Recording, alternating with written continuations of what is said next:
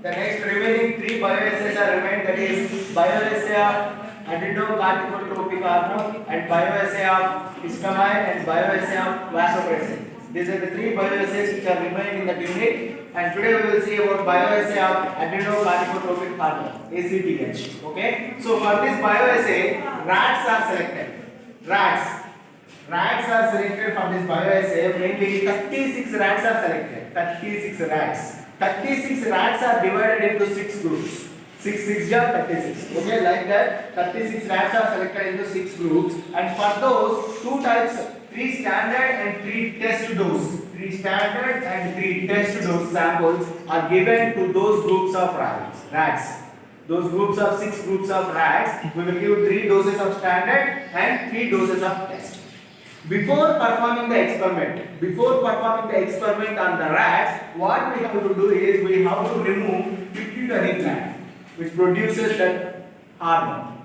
Okay, we have to remove pituitary gland before performing the test.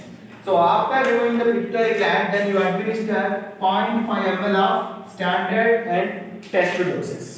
0.5 ml of standard and test doses. After administering, then after 3 hours, the animals are anesthetized. Give anesthesia, they will lose consciousness. Why? Because we have to perform a surgery. So that is why the animals are anesthetized. After anesthetizing the animals, then what we have to do is we have to remove the adrenals. Okay, we have to remove the adrenals of the rats. After removing the adrenals, now we have to check the ascorbic acid content. We have to check the ascorbic acid content in those adrenals. Okay, ascorbic acid is the thing which can show us the amount of ACTH present. So that is why we have to determine ascorbic acid content by removing the adrenals. Okay, and these adrenals, after removing them, they have to be kept in a glass tube. The adrenals of the rat, they have to be kept in glass tube, which contains 200 mg of pure sand and 8 ml of 4% trichloroacetic acid. That glass tube should contain these two things for keeping the adrenals live. Okay, what are those two things?